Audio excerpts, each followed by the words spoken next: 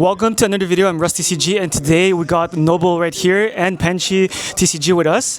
And Noble got first place at NTC in Ottawa at Carta Magica. So just let me know, what deck did you play today?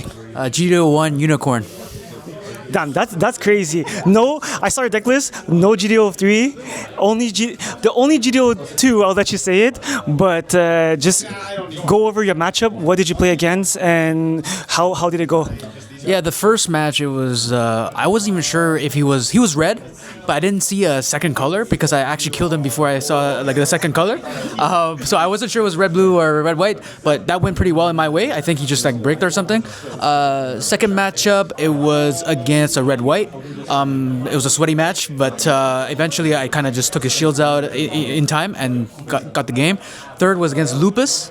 It was interesting. I had to read, but like, yeah, I sealed it. Fourth was, is that our boy Bradley? Yes, yeah. That was interesting. That was very interesting. Fourth deck was the blue perp. So your standard blue perp. I kind of just had enough blockers and won the game. And the final match was against actually green white wing. And sealed the deal with it was a sweaty match again, but I sealed the deal with the final attack.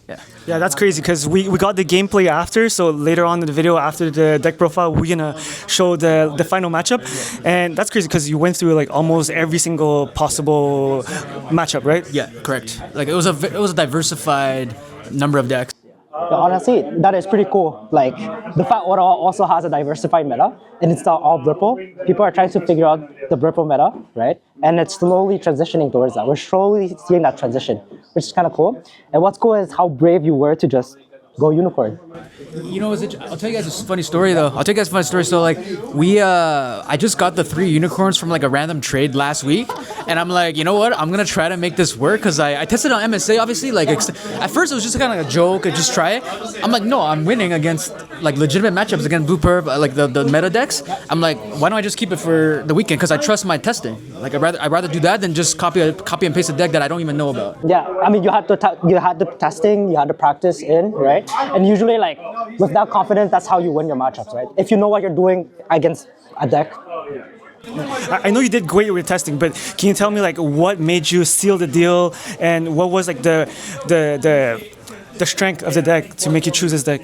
So the strength of the deck is identifying like the meta problems. Like I'm identifying blue perp and aggro obviously as one of the main problems, and that's why I'm kind of putting a lot of emphasis on like early game blockers, and then late game, I'm like my deck. The spicy part of my deck is obviously the unicorns. That like you can double link sometimes just for 2 attack, right? That they cannot like predict. It's very hard to predict that 2 attack because they assume I'm playing the O or like some standard blue white. But then against aggro, I'm going to lean towards like defensive play.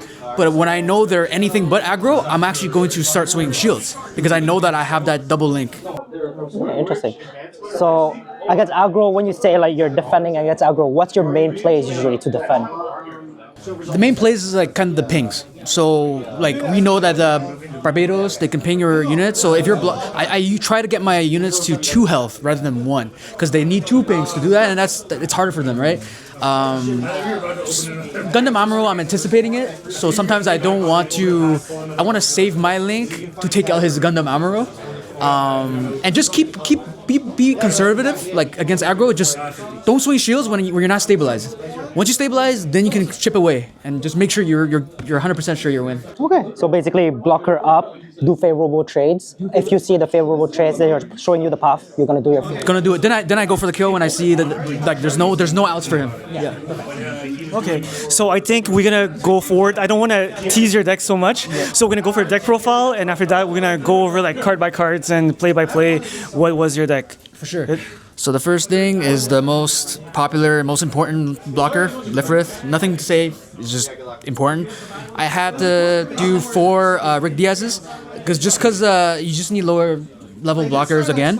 Now the only thing I didn't do, which some of decks do, is Zowarts. And the reason being is that I find that against blue perp, they can kill your Zowart with 2 pings, and you're at a severe disadvantage. So that 1 extra health with Rick Diaz does help. Okay. I run 3 launcher strikers and not sword strikes. My philosophy was that it's still good against any matchup. The sword strike, because I run 3 Kiras, sometimes you're not gonna get the link, and if you don't get the link, it's basically a dead unit. And for me, it's like too much inconsistency. And it's Fatal Strike proof. Fatal strike proof, 4 HP. It's a links Shenlong proof and links with Kira. So Yeah. for Gundam Amuro, I mean Gundam, but it comes with Amuro. Gundam Amuro is like the it's, classic. it's linked together. Right? You can't run the one without the other. This actually like it's good in every situation. If I need to be offensive, it's good to +1 attack on Mama units. It's also good defensively. I can take out their weenies. They have to get rid of this because it keeps repairing, right? For ill strikes, nothing much to say. You can bounce for defensive and offensive purposes. I run 1 copy of Perfect Strike because it's just for the Corsica bases. Sometimes you just need to get rid of that 1 token or just 1 HP, get out, and then you can save you, right? And also it's undeployed. It's not on link. So that's the thing that I was like, I was hesitating if I should play Splashing 1, but it's undeployed, so it does the job. It does the job, and I didn't want to run 4 of these. It's kind of redundant. 3 copies of level 5 Unicorn. That's the spicy part. Again, like it's you're guaranteed a card draw, right? On link, you don't even care if you like the dies because you get your pilot back and you can link again with the other unicorns and it's a surprise because most people are not anticipating this. And then this is what makes it really interesting is that with the level 7 unicorn, you can destroy this, get your pilot back, link again for for like 1 cost for just the pilot. But and then you can rest units on attack. This saved me many times against like aggro because they're putting their units active standing. I can rest. They have to get rid of this, but it's too big. If they spend resources to get rid of this, they can't win. Yeah. And like, what was the ratio that you hard play the level 7 versus popping the unicorn to put the level 7? I think it's half and half. Half? So like half the times, like if I feel like it's not I need to quickly win the game because against somebody who's more control, I will have to pop this just even though I don't get the full value of it, just to get that extra hit quickly. But sometimes I'm in like against aggro, I'm like I don't want to lose the unit for nothing, right? I guess on that same topic, how do you use your unicorn early on, right? So if you're on curve, do you swing and then do you use the opportunity to swap it into the That's correct. destroy mode, or do you just leave it? Situational. Situational. Get me through that. Well, so my thing is okay. Obviously, if I'm setting up for lethal next turn, or like I just need the extra attacks, I'm gonna right away bust this and get this for free and swing. But if I feel like it's going, like he has 6 shields, it's still early on in the game, I'm not gonna kill my own unit and start, because losing 2 of these in the long game, it might bite me in the butt because then you have only 2 left and you might not draw the next double link. So I will save that for value. You know what I mean? Yeah, you can continue. Okay. Sorry. Yeah, sorry. So let's say like you're on curve level 5, right? Yeah. You are going second result. Yes.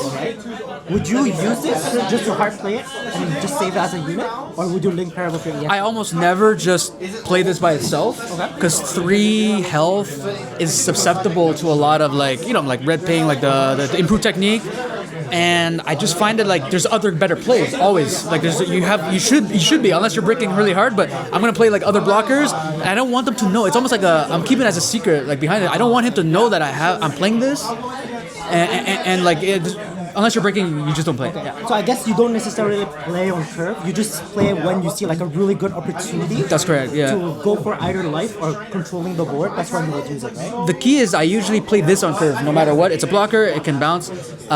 So this is more my substitute. This is I keep, like you said, for opportunities. Okay. I see the play style now. It's Yeah. not like you're going straight on curve unicorn and you just push. No, really trying situational. to settle the board, and once it's a bit settled down, that's when you go for the double attack. That's correct. That's correct. Controlling the board. That's correct. That makes sense. The Amuro. The classic. Yeah, classic. 3 Kiras. I think 3 Kiras is.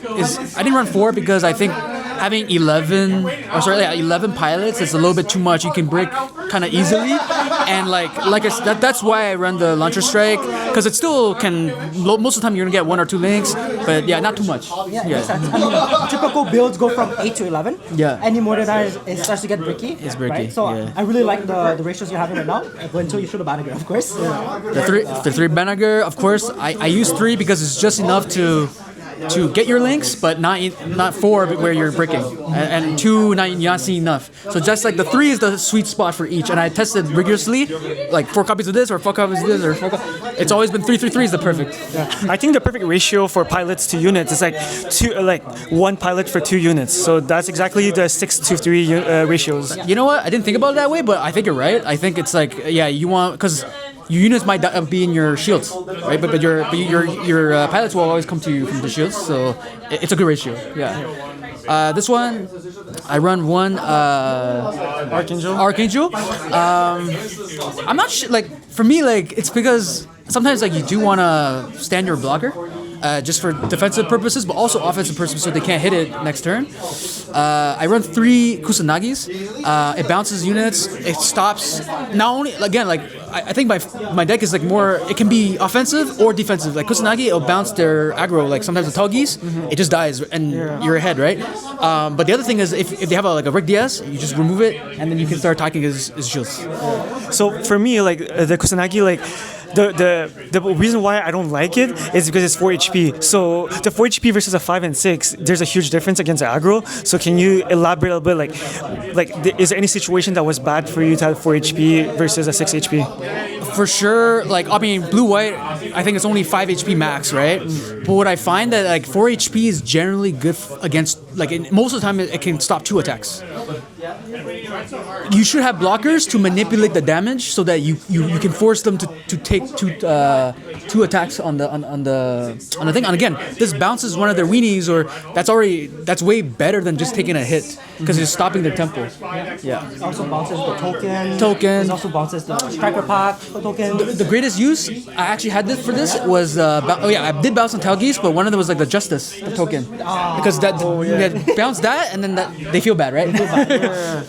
It's a +1 for you, -1 technically invisible token for them, and plus you remove a blocker for games. So it's flexible. And honestly, it's also a luck factor.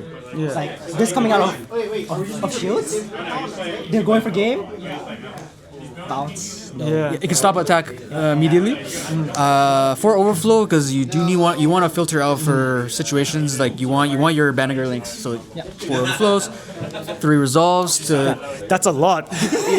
You need the draws. I need the draws. Draws are so good in this game. You need the draws. I need the draws. Like resolve is like card advantage is the key. Also the key to this deck is like you're trying to fuel yourself. 2 is a little bit like not enough, but 3 is I like resolves. I like blue white. Yeah. And when you're playing your final matchup against Phil, like I was like he has like 3 or 4 units, and I just turned back. I came back. The whole board was wiped. Like I was like, what just happened? You had like 2 units, and you're able to control the whole thing. Yeah, it's always a question with using this deck is like against Wing, especially like do you hit his units or do you hit his shield? Because in the late game he's gonna outvalue you.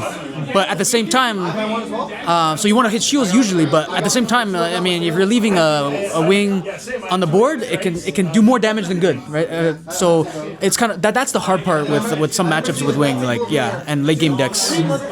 It's interesting how you're like, green-white is gonna outvalue you at the end. But for me as a green-white player, like I feel the opposite, bro.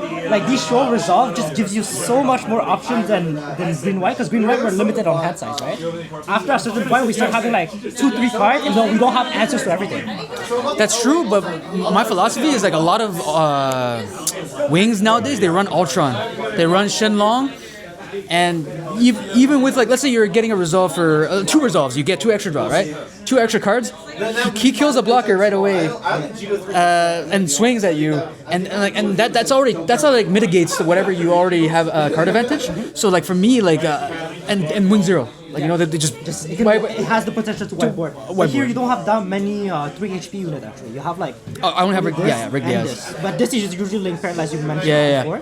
So there's only this that's dying. So they need actually 2 wing 0 to actually like wipe it. Fair enough. But a lot of times they do have 2 in hand in late game, and like that happens a lot more than you think, and I have to play around that.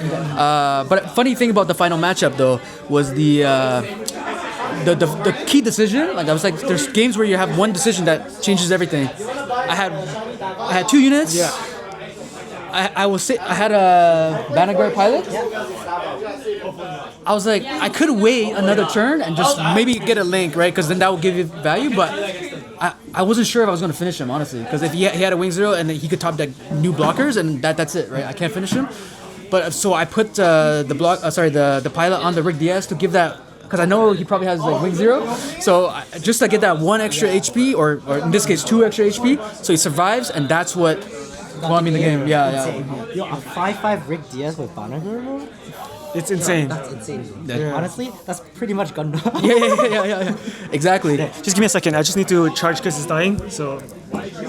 Okay. Honestly, yo, crazy this, bro.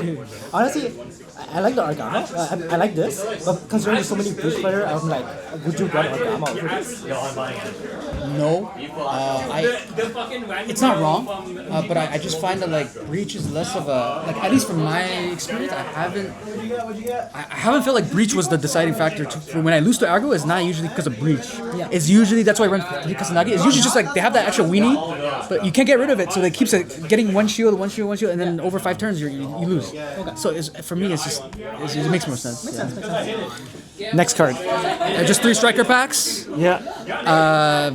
For the burst. The clutch factor. Yeah, the clutch factor, the luck factor, and just a level 2, blocker against aggro. So you just need that, and it kind of rounds everything out.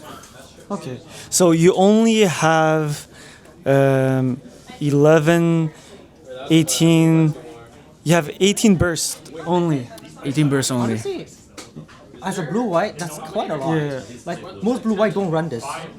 But you have four base. Yeah, they have a bit more base, but they don't run this. Yeah. And as a blue-white, when you go against blue-purple, them breaking 5 or 4 is about the same, right? 4, it needs the Rizal, the tall geese to break it. That's correct. Right?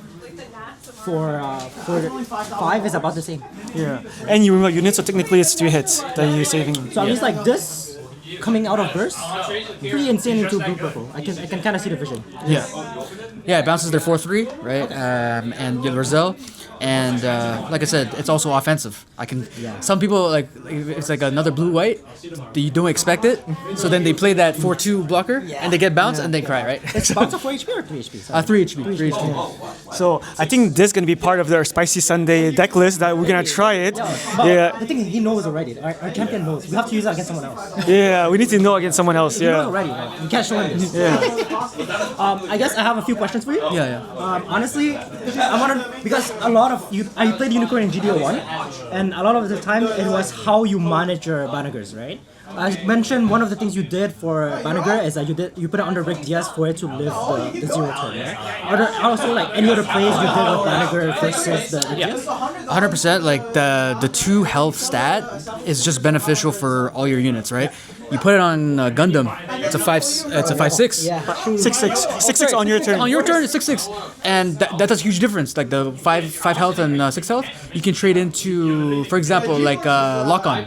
Not that I faced it, but like lock on, like it would be 5/6, so it can't kill it. It'll live. Sometimes I put it on ill strike for the bounce, but it's a 6/6.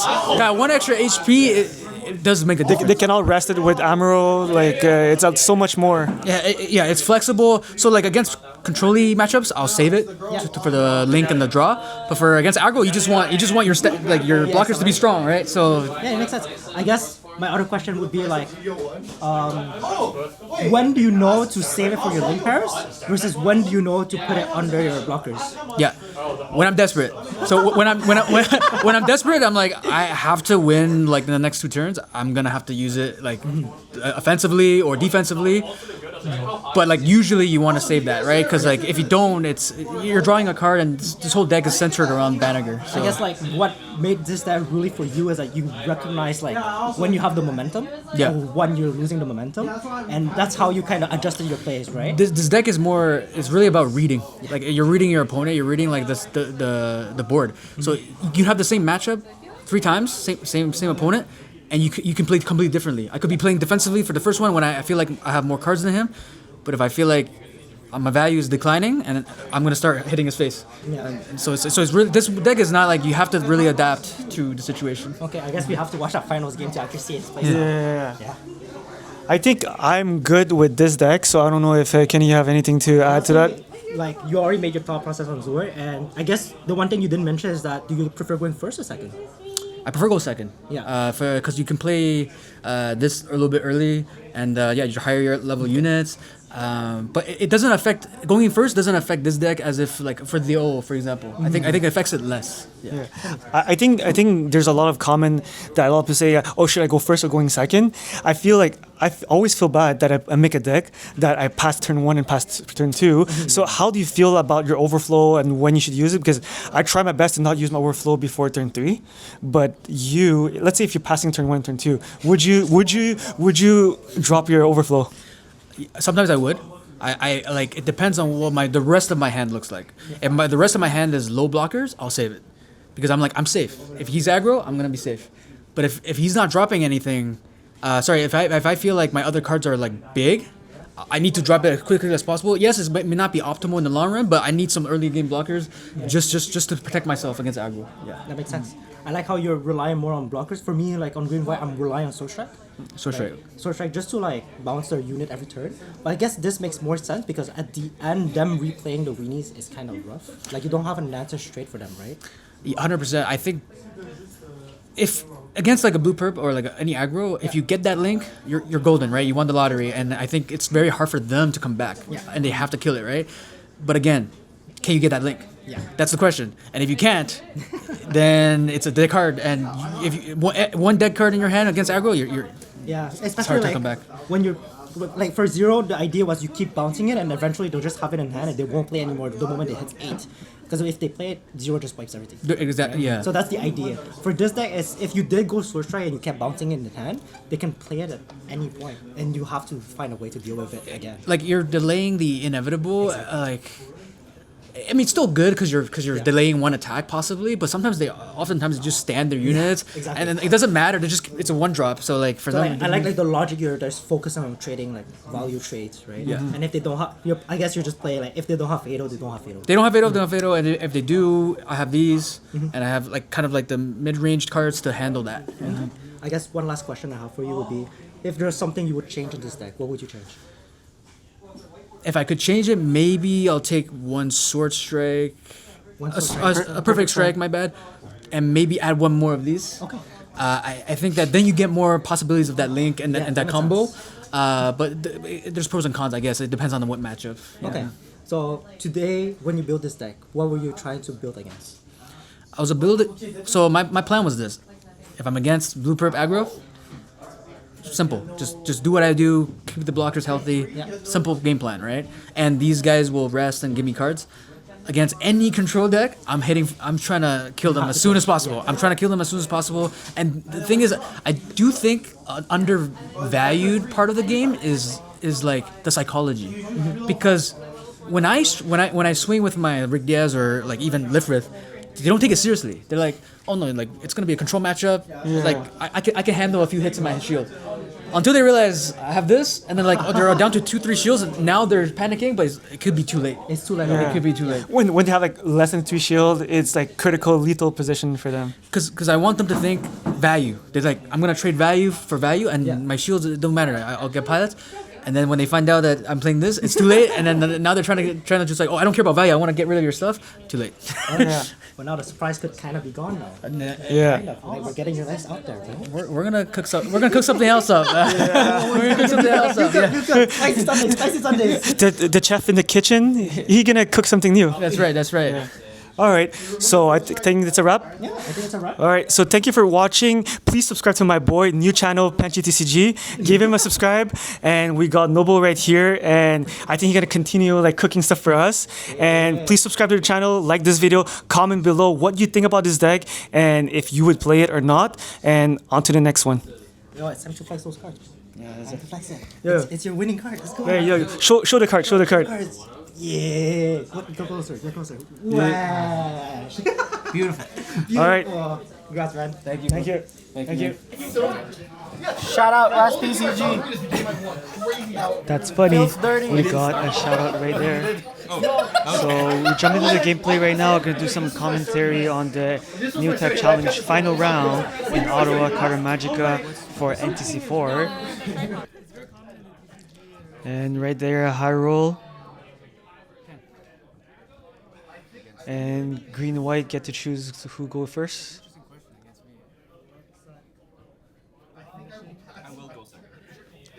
Green and white going second. That's insane.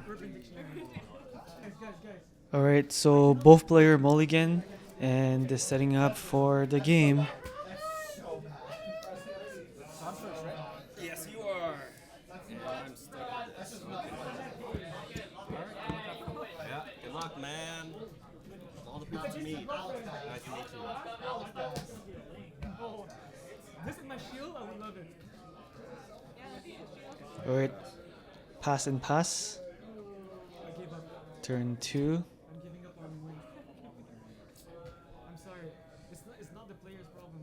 Yeah, exactly. Going for overflow, turn 2. That's insane. I'm pretty much he did it because he know what his opponent is playing. So that's like a different situation right there.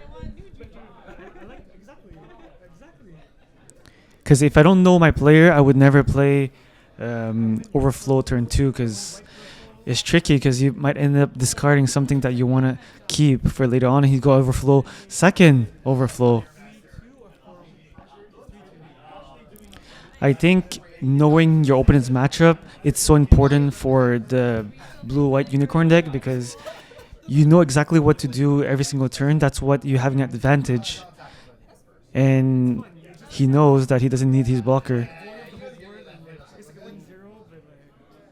Because the only time that you need a blocker is because you're playing against a highly aggressive deck.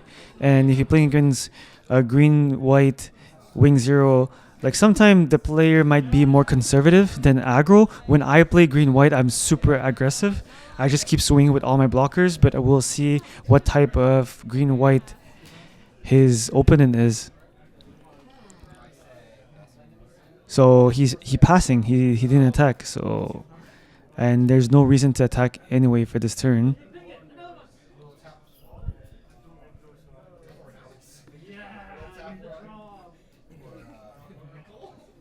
So tapping 3-1 Gundam Amuro, the classic play. I would have tapped the token. I wouldn't tap the normal one. I would tap the token to make sure that I swing and make sure that he block it unless he's looking for it. So he's going for 4. Yeah.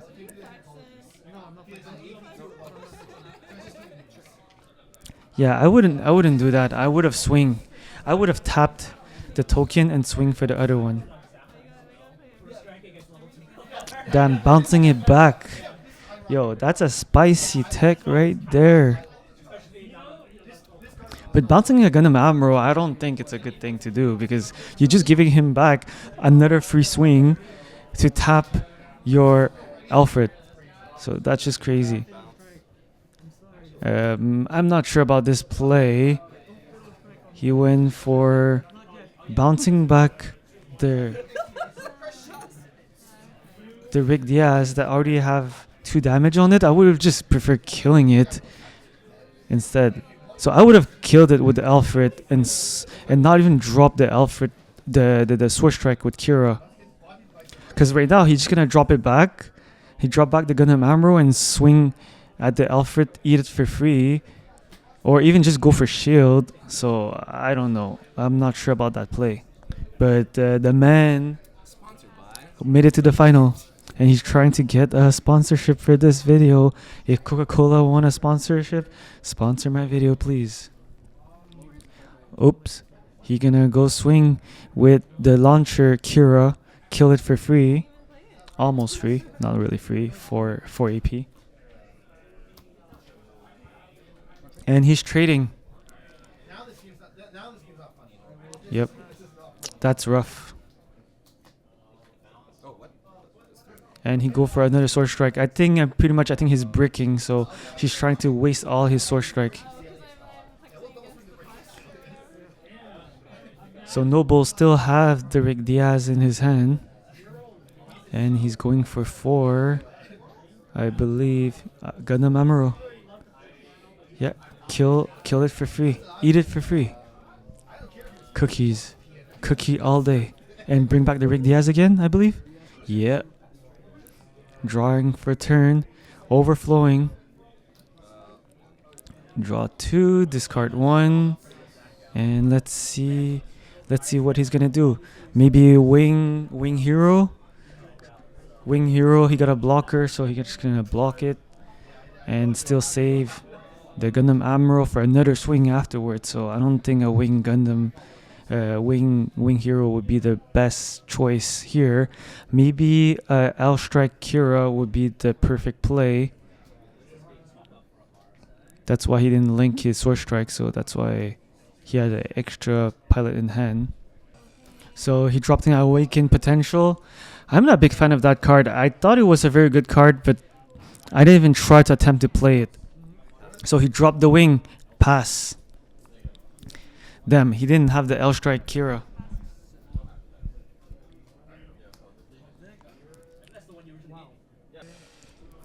Alright, Rick Diaz swing for shield. Base, I mean. And I'm pretty sure he's gonna swing at base. Shield, I mean. Giving him the hero. That's crucial right there. He dropped 2 more blockers, maybe? Oh. Banagher and Unicorn. Another shield. Lower it to 4 shield left. And right now, we'll see what he's gonna do. He's gonna pay 2 for Rick Diaz. And he will heal and pass.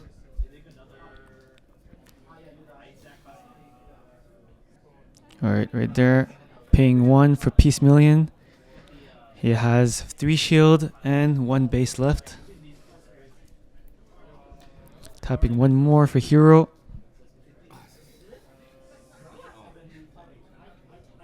And he's hesitating if he should swing or not.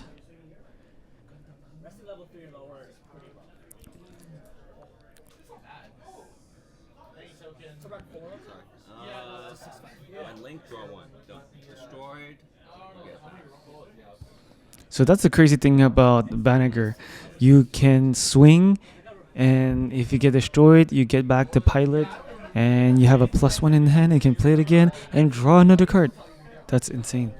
Very insane. I think we don't see Unicorn enough in this current meta, but Noble winning NTC with a GD01 deck, that's insane. So he had the L Strike Kira. So he could have played way earlier the last turn. Maybe he didn't have the Kira, but playing L Strike was maybe a better option. So he decided to swing with L Strike into the Unicorn, -2, and taking 4 damage and still survive.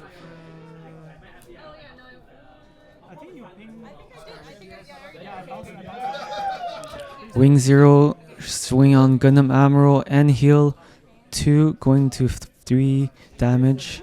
So he has 4 left.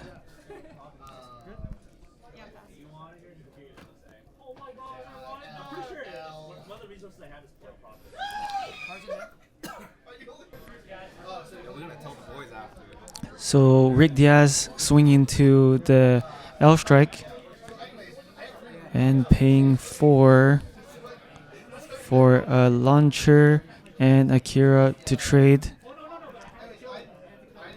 Yep, I think that was a good choice because he has more cards in hand, but maybe I would have go for shield instead. But I didn't see his hand, so I don't know what he has, but he has card advantage for sure. I think the green-white player has 3 cards left in hand, while he has like 5+. So he makes sure that he run out of gas so Noble can play. He don't need blockers. He's been saying since the beginning he didn't need blockers. So you go for Gundam and pass. I think this is level 8, I believe. 4, 5, 6, 6. Yeah, he's at level 8. You go for L strike, Alfred.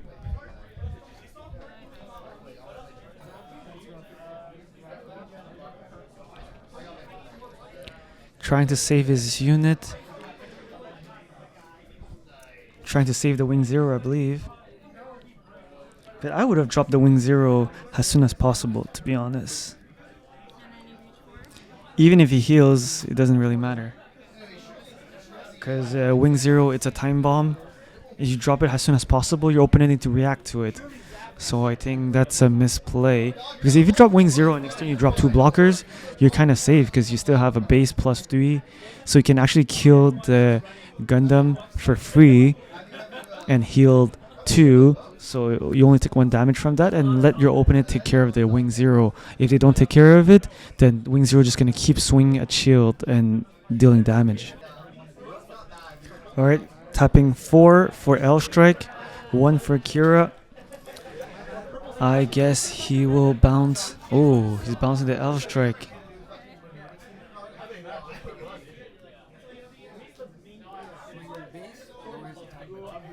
I would have bounced the Alfred and swing at the other one, but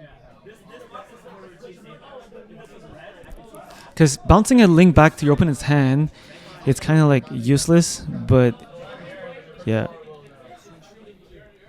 Because he can just put it back next turn and link it if he top deck a Kira or he burst Kira from the shield.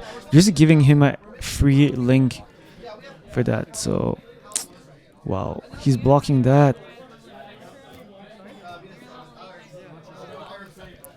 That's cookies for Gundam Amuro, Gundam Banger.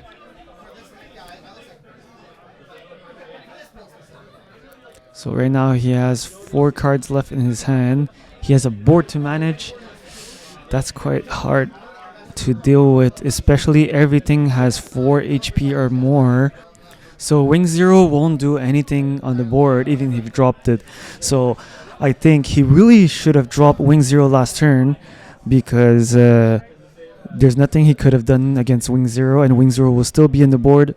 And in this turn, after he flooded the board with all of those units, he might have lost maybe 2 shield, but he would drop 2 blockers and swing for shield, or he could have killed a body.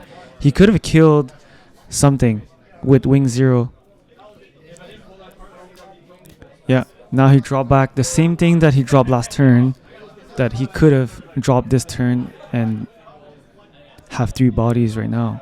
And he could have killed probably the launcher strike, and next turn L strike would have stacked, then he would have blocked with Alfred and still have a card in, +1 in the hand.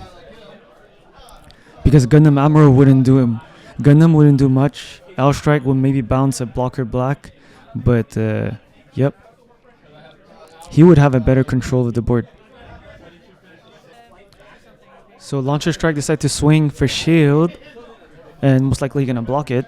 So he's, ooh, I forgot about the Gundam. So +1. That's a misplay right there. He shouldn't have blocked. Maybe. Swinging -2 on the Rick Diaz.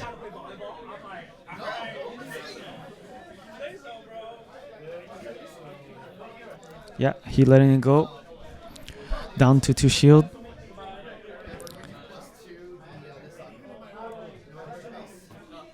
He's debating if he should swing with Gundam Amuro. Gundam Banagher. It's actually a big boy. It's like a 6'6". He's letting it pass. A wing 0 gone. I think I saw a wing 0 in his hand, but he didn't play it. Or maybe he doesn't have it. So tapping 2 for another blocker. Tapping 2 more for another blocker. And he gonna Wing Zero proof his Rick Diaz. That's a skill plate right there. Overflowing. Draw 2.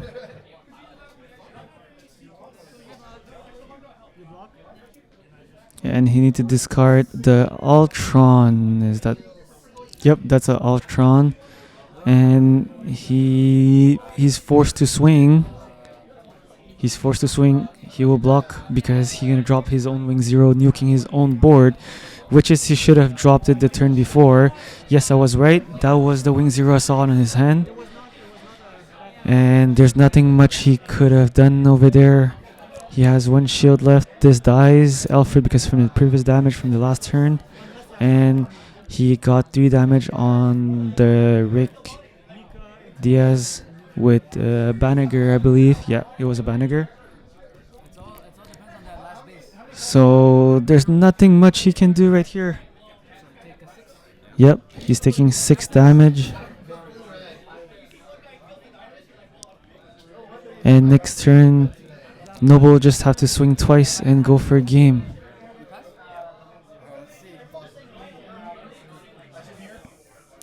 So if Nobles plays it right, he would just swing. He will swing Gundam into the shield. Damn. GG.